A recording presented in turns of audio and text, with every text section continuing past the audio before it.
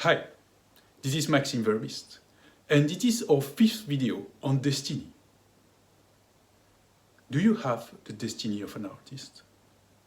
Do you have a subjective imagination? Does reconciliation give a meaning to your life? Is your life plagued by that lack of energy we used to call sloth? If this is the case, this video may interest you.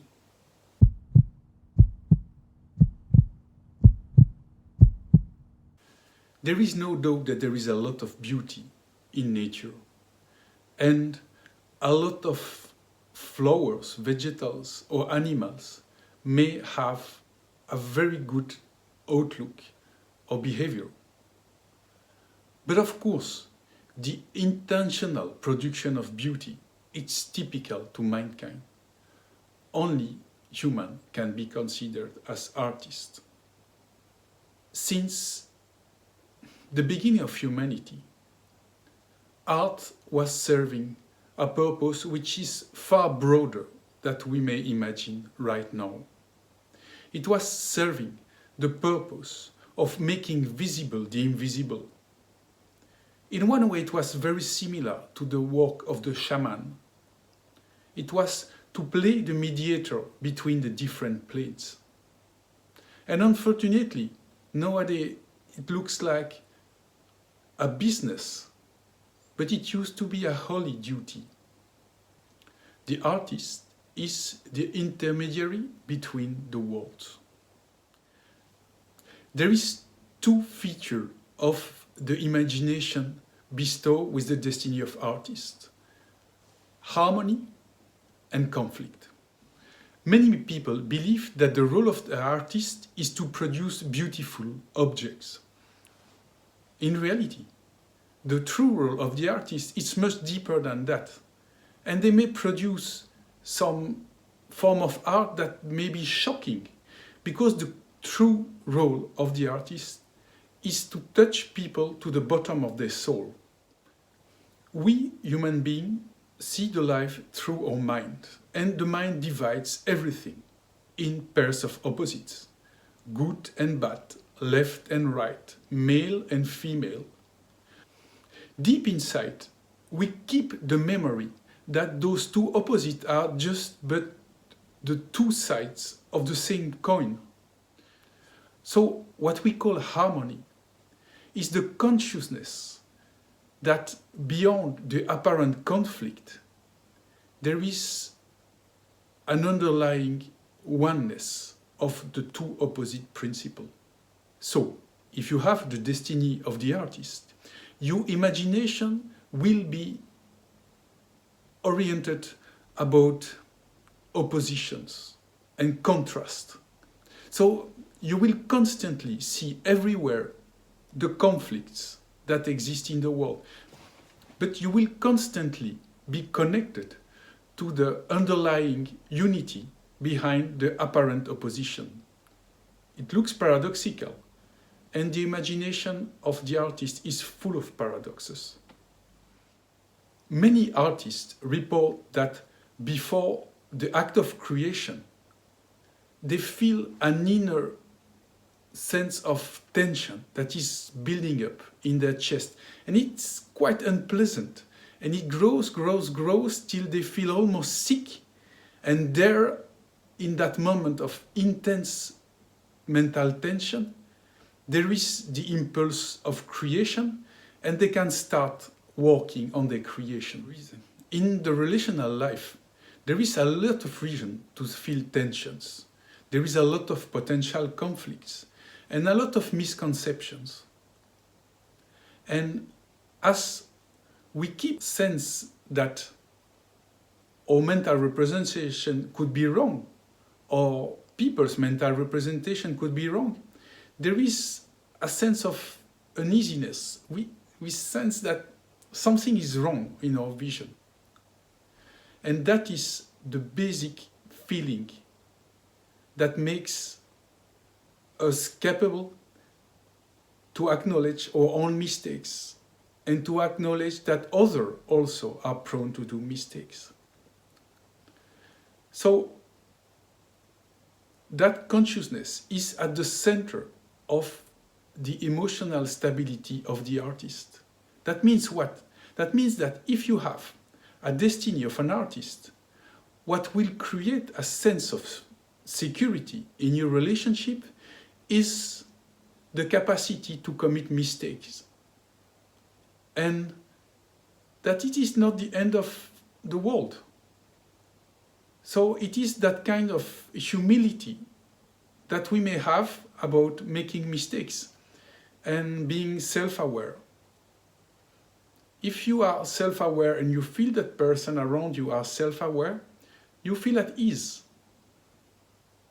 And in the contrary, if you see people who are blindly stuck to their mental mistake and they are not able to acknowledge them, then you start to panic.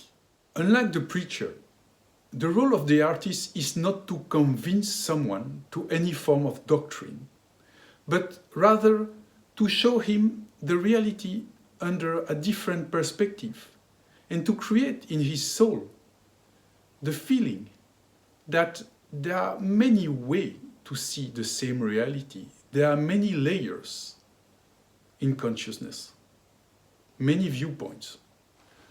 Life in itself is full of conflicts and contradictions. And the role of the artist will be to find a mediation between those different poles.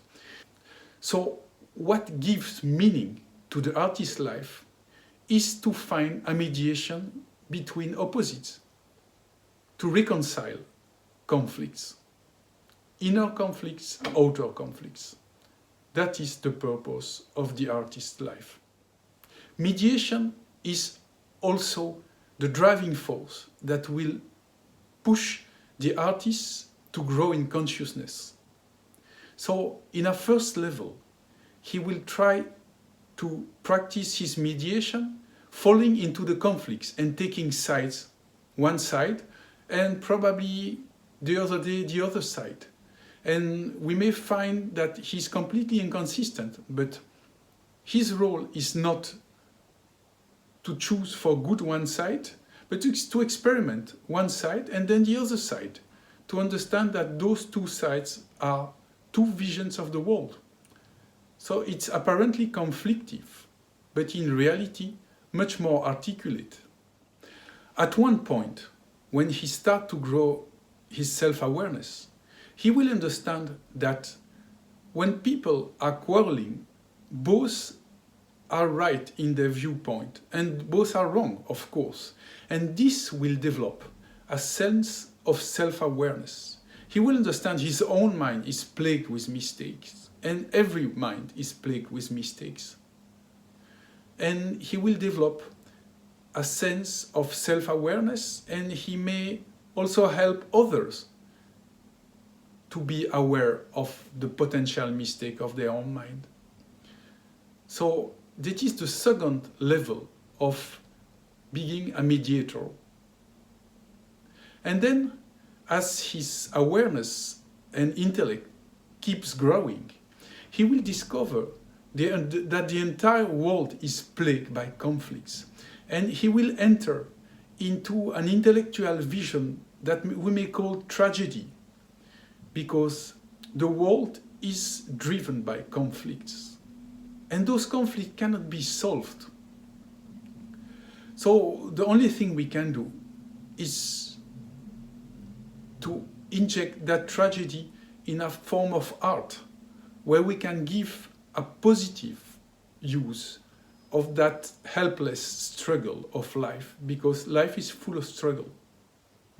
So tragedy is another way to reconcile human being with the contradiction of his life.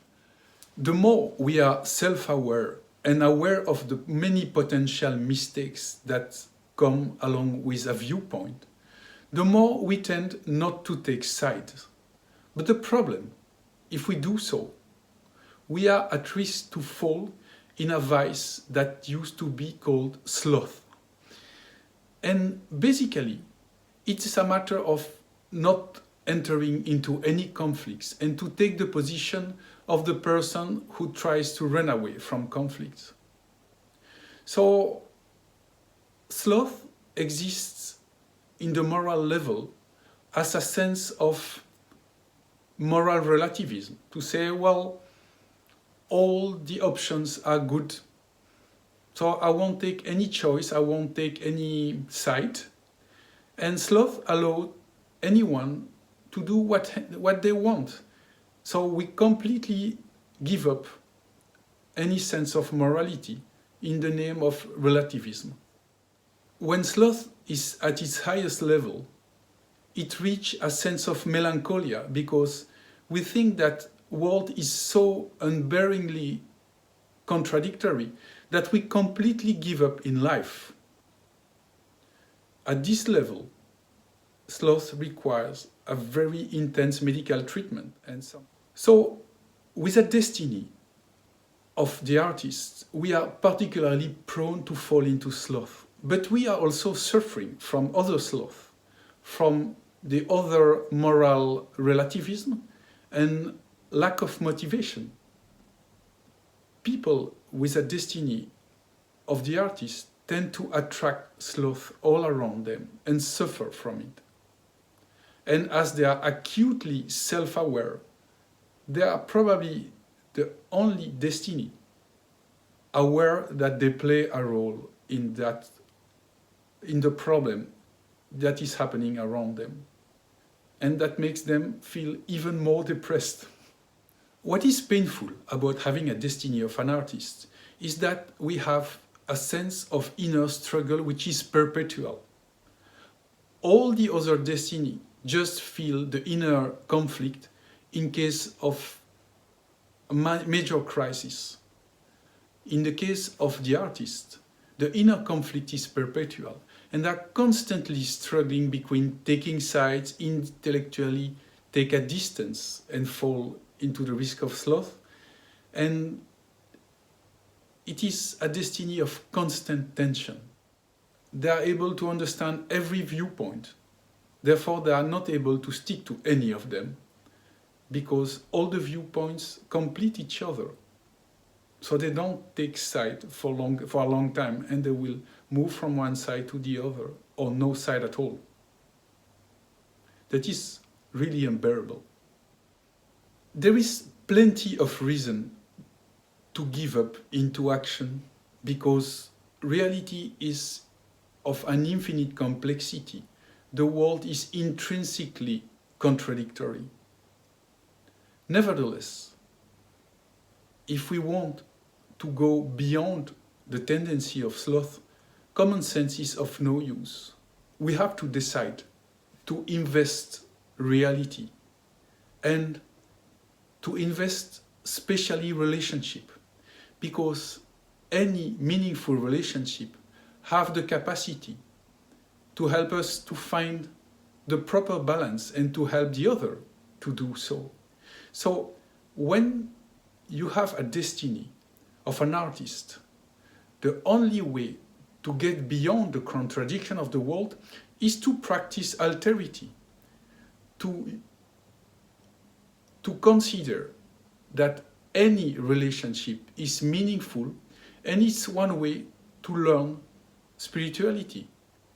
So any interlocutor, it's a potential incarnation of what you may consider as the divine.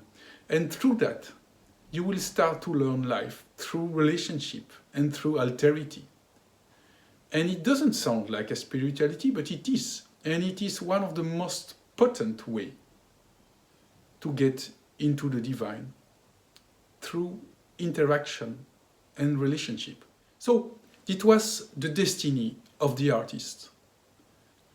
But remember, there are 7 types of destiny: warrior, gardener, merchant, artist, artisan, preacher, and diplomat. And every destiny comes along with a specific task and a specific problem. So there is no perfect destiny.